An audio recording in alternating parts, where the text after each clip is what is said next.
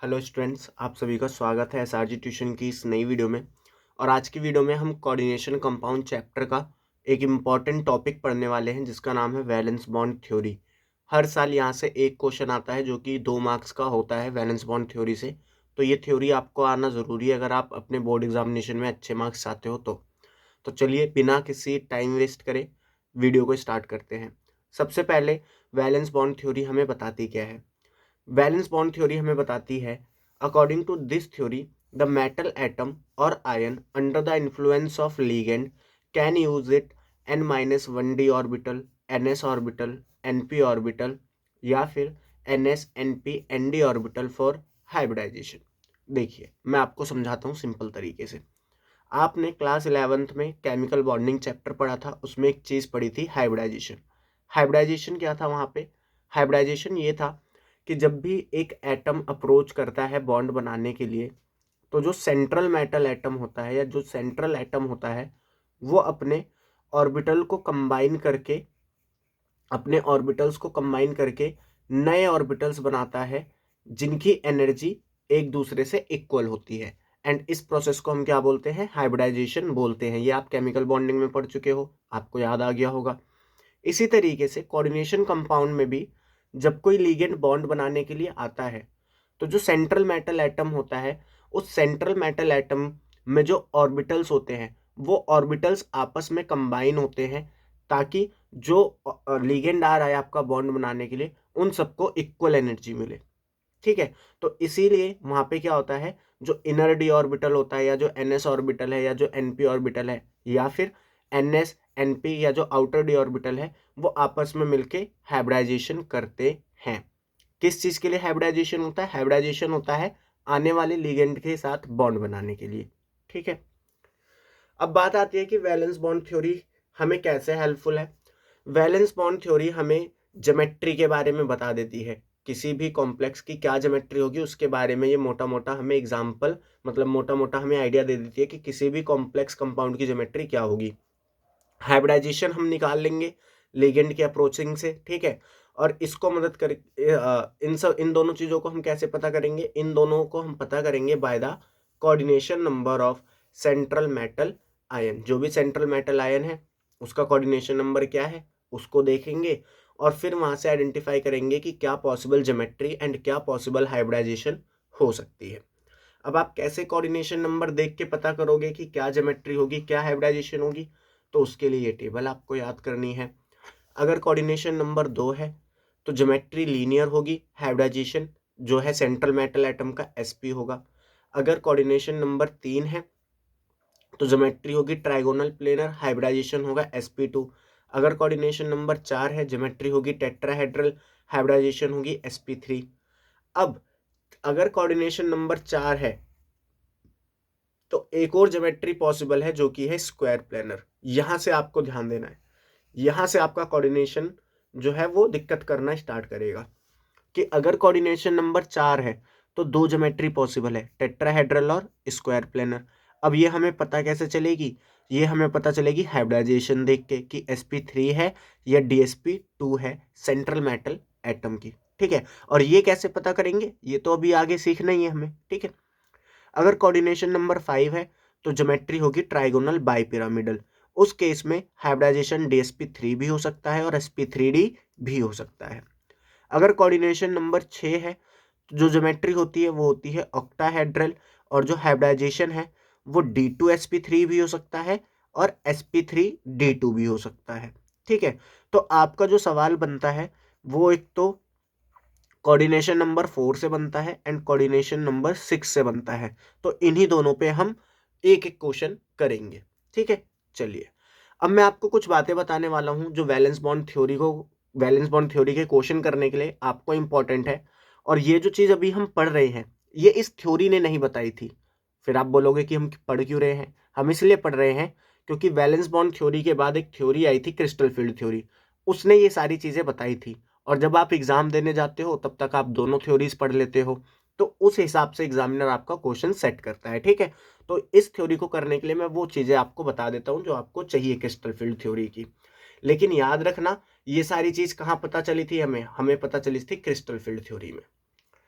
जैसे कि अगर आपको किसी भी ऑब्जेक्ट किसी भी कोऑर्डिनेशन कॉम्प्लेक्स कंपाउंड का या कोऑर्डिनेशन कंपाउंड का वैलेंस बॉन्ड थ्योरी के थ्रू ज्योमेट्री बताना है, तो उसके लिए आपको पता होना चाहिए कि जो लिगेंड आ रहा है बॉन्ड बनाने वो स्ट्रांग है या वीक है। और ये मेरे को पता कैसे चला? ये मेरे को पता चला था क्रिस्टल फील्ड थ्योरी की मदद से, जो कि हमारा नेक्स्ट टॉपिक होगा। ठीक है। On the basis of donation strength ligand are generally divide into two category. कौन कितने अच्छे तरीके से इलेक्ट्रॉन का डोनेशन कर सकता है उसकी स्ट्रेंथ पे हमने लिगेंड को दो ग्रुप्स में क्लासिफाई करा। एक हमारे थे स्ट्रॉन्ग लिगेंड, जिसमें जनरली ये देखा गया कि या तो कार्बन इलेक्ट्रॉन डोनेट करता है या फिर नाइट्रोजन इलेक्ट्रॉन डोनेट करता है। इसके बाद वीक लिगेंड कौन होंगे? वीक लिगेंड ज़्यादातर केस में ये देखा गया कि या तो वो ऑक्सीजन, जहाँ मतलब ऑक्सीजन उस केस में इलेक्ट्रॉन डोनेट कर रहा होगा, या फिर हेलोजन उस केस में इलेक्ट्रॉन डोनेट कर रहे होंगे। तो ऐसे लिगेंड्स जहाँ पे ऑक्सीजन के थ्रू इलेक्ट्रॉन डोनेट हो रहे होंगे या हेलोजन के थ्रू इलेक्ट्रॉन डोनेट हो रहे होंगे, वो वीक लिगेंड की तरह एक्ट करेंगे, है ना।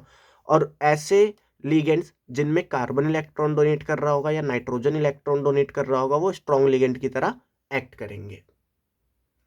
अब आप बोल रहे होगे कि ये स्ट्रॉन्ग लिगेंड वीक लिगेंड देख के मेरा क्या फायदा?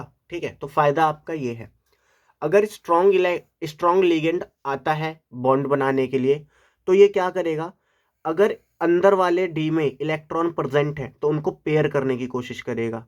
अगर इनर डी में इलेक्ट्रॉन प्रेजेंट हैं तो उनको क्या करने की कोशिश करेगा? पेयर करने की कोशिश करेगा। अभी स्टेटमेंट पढ़ लो, एग्जाम्पल से आपको और ज़्यादा क्लियर हो जाएगा, बस याद रखो जो मैंने बातें बताई हैं। अगर हम बात करें वीक लिगेंड की, वीक लिगेंड वो पेयरिंग नहीं करा सकते, वीक लिगेंड वो पेयरिंग नहीं करा सकते। स्ट्रॉन्ग लिगेंड की बात करूं, ये जनरली इनर डी कॉम्प्लेक्स बनाते हैं। कैसे कॉम्प्लेक्स बनाते हैं? इनर डी कॉम्प्लेक्स, मतलब ये स्ट्रॉन्ग लिगेंड जो कॉम्प्लेक्स बनाते हैं उनमें इनर डी ऑर्बिटल यूज होता है। वहीं वीक लिगेंड जो कॉम्प्लेक्स बनाते हैं उनमें आउटर डी सबशेल यूज होता है या आउटर डी ऑर्बिटल यूज होता है। ठीक है।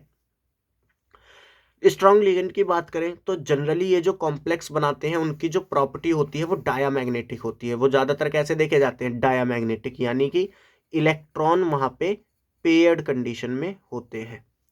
वहीं अगर हम बात करें वीक लिगेंड की, तो week ligand generally paramagnetic complex बनाते हैं। पैरामैग्नेटिक कॉम्प्लेक्स से मेरा मतलब है इलेक्ट्रॉन कैसे होंगे?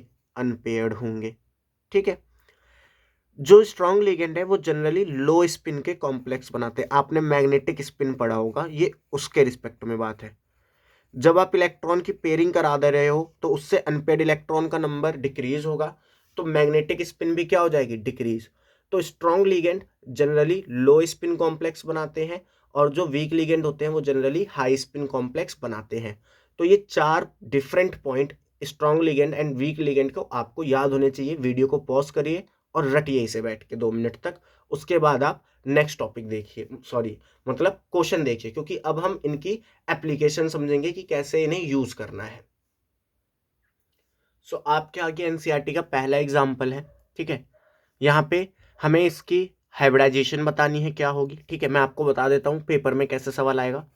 पेपर में आपसे पूछ लेगा इसकी हाइब्रिडाइजेशन बताइए क्या होगी, आपसे बोल देगा इसका मैग्नेटिक बिहेवियर बताइए क्या होगा, आपसे बोल देगा कि ये लो स्पिन कॉम्प्लेक्स है या हाई स्पिन वो बताइए, या आपसे बोल देगा कि ये इनर डी कॉम्प्लेक्स बनाएगा या आउटर डी, आप ये बताइए।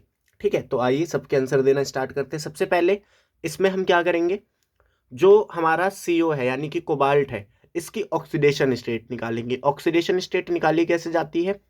जो लीगेंड है सबसे पहले चेक करो, न्यूट्रल है, अनायनिक है या कटायनिक है। तो जो अमीन होता है न्यूट्रल होता है, इस पे चार्ज 0 होता है, तो जब ये जाएगा तो इसको भी चार्ज कितना देके जाएगा? 0 देके जाएगा। अब इस पे 0 चार्ज, डब्बे के बाहर +3 चार्ज, मतलब कोबाल्ट की जो ऑक्सीडेशन स्टेट है वो है +3। तो कोबाल्ट +3 में हमें इसकी इलेक्ट्रॉनिक कन्फिग्रेशन लिखनी है। तो +3 में जो कोबाल्ट की इलेक्ट्रॉनिक कन्फिग्रेशन होती है वो होती है आर्गन 3d6 4s0 4p। ठीक है, हमने इसके क्या कर दिए? इलेक्ट्रॉन्स बना दिए, हमने इसका ऑर्बिटल बना के इलेक्ट्रॉन्स को फिल कर दिया।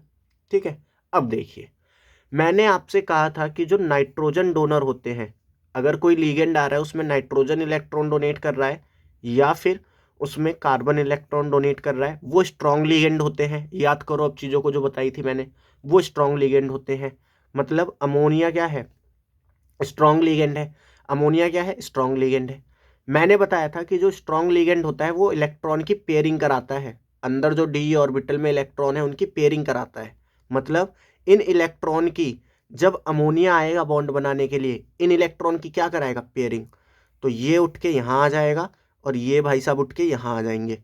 तो यहाँ पे देखो पेयरिंग हो गई, यहाँ पे क्या हो गई, पेयरिंग। अगर अब आपको पॉइंट पॉइंट क्लियर हो रहे हैं, यहाँ पे पेयरिंग हो गई। अब देखो पेयरिंग होने के बाद डी के अभी भी दो ऑर्बिटल बचे हैं, जो डी आपका सबशेल है उसके दो ऑर्बिटल बचे हैं। एस के पास भी अपना ऑर्बिटल है, पी के पास भी अपने ऑर्बिटल्स हैं। तो यहाँ पे क्या करेंगे, यहाँ पे अब ये पांचों, ये छः के छः, 1 2 3 4 5 6, ये 6 के 6 आपस में मिलेंगे और अपनी एनर्जी को एक पर्टिकुलर लेवल, एक सेम लेवल पे लाएंगे। इस प्रोसेस को हम क्या बोलते हैं, हाइब्रिडाइजेशन। तो इन्होंने हाइब्रिडाइजेशन करी और D2sp3 हाइब्रिड ऑर्बिटल बनाए। यहाँ पे ये जो ऑर्बिटल है ये भी D2sp3 हाइब्रिडाइज है, ये भी D2sp3 हाइब्रिडाइज है, और ये सारे क्या है, D2sp3 हाइब्रिडाइज है। तो देखिए हमें सबसे पहले पता चल गया क्या, हाइब्रिडाइजेशन क्या है, D2sp3। इसका मतलब क्या है, ज्योमेट्री क्या होगी, इसका मतलब है ज्योमेट्री होगी ऑक्टाहेड्रल। ज्योमेट्री क्या होगी, ऑक्टाहेड्रल। अगर आपसे कोई पूछ ले कि ये इनर डी कॉम्प्लेक्स बना रहा है या आउटर डी, तो देखो अंदर वाला डी यूज हुआ है, यहाँ पे देखिए 3D यूज हुआ है ना, तो अंदर वाला डी यूज हुआ है, तो ये इनर डी कॉम्प्लेक्स बना रहे हैं। क्लियर है। अच्छा, ये लो स्पिन कॉम्प्लेक्स बना रहे हैं या हाई स्पिन, तो यहाँ पे देखो पेयरिंग हो गई, पेयरिंग हो गई तो मैग्नेटिक मूवमेंट या मैग्नेटिक स्पिन मूवमेंट डिक्रीज हो गया, तो ये लो स्पिन कॉम्प्लेक्स बना रहे हैं। क्या बना रहे हैं, लो स्पिन कॉम्प्लेक्स बना रहे हैं।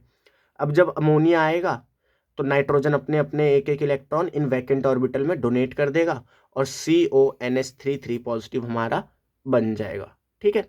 अच्छा, मैग्नेटिक प्रॉपर्टी क्या होगी, तो देखो सारे इलेक्ट्रॉन पेयर्ड है, सारे इलेक्ट्रॉन पेयर्ड, तो ये क्या होंगे, डायामैग्नेटिक। ये क्या होंगे, डायामैग्नेटिक, ये इनकी मैग्नेटिक प्रॉपर्टी होगी। इसी तरीके से आपको पेपर में सवाल करने हैं। मैं आपको एक और एग्जांपल करा देता हूं। आपके सामने एक सवाल है, इसमें आपको वही क्या क्या चीजें बतानी है, इसमें आपको हाइब्रिडाइजेशन बतानी है, इसमें आपको हाइब्रिडाइजेशन बतानी है, ज्योमेट्री बतानी है, सॉरी आपको दिख नहीं रहा होगा, हाइब्रिडाइजेशन बतानी है आपको, ज्योमेट्री बतानी है आपको, आपको बताना है कि ये इनर डी है या आउटर डी है। ठीक है, आपको बताना है लो स्पिन है या हाई स्पिन है। तो ये सारी चीजें आपको बतानी है और आपको बताना है मैग्नेटिक प्रॉपर्टी के बारे में। ठीक है, तो आइए साथ मिलके ये क्वेश्चन करते हैं। सबसे पहले हम क्या करेंगे, निकल की ऑक्सीडेशन स्टेट निकालेंगे। देखिए कैसे निकालेंगे, मेरे को पता है साइनाइड आयन पे -1 चार्ज होता है जब वो एक साइनाइड आयन होता है। कितना, अगर एक साइनाइड आयन है तो इस पे -1 चार्ज होता है। यहाँ पे 4 साइनाइड आयन है तो -4 चार्ज होगा।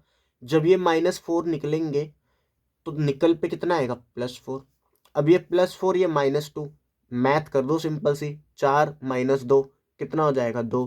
तो निकल की जो ऑक्सीडेशन स्टेट है वो आएगी क्या, +2।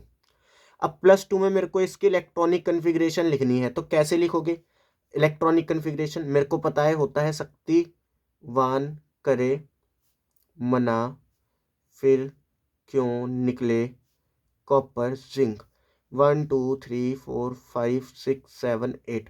तो यहाँ पे इलेक्ट्रॉनिक कन्फिग्रेशन होगी आर्गन 3D8 4s0 एंड 4p। ठीक है, ये इसकी इलेक्ट्रॉनिक कन्फिग्रेशन होगी। अब आ जाओ, यहाँ पे जब आप इसके इलेक्ट्रॉन फिल करोगे तो 8 में 8 इलेक्ट्रॉन है तो इसमें 5 ऑर्बिटल होते हैं, 1 2 ऐसे। आ जाओ भर देंगे, पहले एक एक भरेंगे सब में, जब सारे हाफ फिल्ड हो गए तो पेयरिंग करेंगे। तो इस तरीके से कुछ इलेक्ट्रॉन यहाँ पे फिल होंगे। अब देखिए, अब होगा ये Cn में इलेक्ट्रॉन कौन डोनेट करता है, Cn में कार्बन भी डोनेट कर सकता है, नाइट्रोजन भी डोनेट कर सकता है, और चाहे कार्बन करे चाहे नाइट्रोजन करे, ये क्या है, स्ट्रॉन्ग लिगेंड है। ये क्या है, स्ट्रॉन्ग लिगेंड है। स्ट्रॉन्ग लिगेंड है तो यहाँ पे क्या होगी, पेयरिंग लिख दो।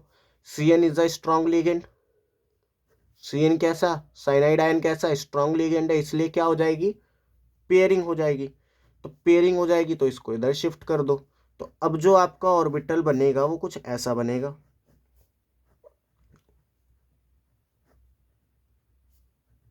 यहाँ पे इलेक्ट्रॉन पेयर और ये डी का एक खाली रह गया, ठीक है, ये पूरा एक है, ये एक डी का खाली रह गया। यहाँ पे आपका 4s था, यहाँ पे आपके 4p के 3 ऑर्बिटल थे, तो ये डी, ये s, और यहाँ से 2 ले लेगा उधार। 2 क्यों उधार ले लेगा, 3 क्यों नहीं लेगा भाई, क्योंकि यहाँ पे 4 ही लिगेंड आने हैं, तो 4 के लिए ही तो कमरे बनाने पड़ेंगे। तो एक इसने दे दिया, एक इसने दे दिया, 2 ये दे देगा। तो यहाँ पे हाइब्रिडाइजेशन क्या हो जाएगी, DsP2, ठीक है। तो ये इसकी हाइब्रिडाइजेशन आ गई। अब जब हाइब्रिडाइजेशन आ गई तो यहाँ पे साइनाइड आयन आएंगे, एक इलेक्ट्रॉन इसको, मतलब अपना एक पेयर ऑफ इलेक्ट्रॉन इसमें देंगे, एक इसमें, एक इसमें और एक इसमें। तो इससे होगा क्या, सारे इलेक्ट्रॉन पेयर्ड है, सारे इलेक्ट्रॉन पेयर्ड है, तो मैग्नेटिक बिहेवियर कैसा हो जाएगा, डायामैग्नेटिक।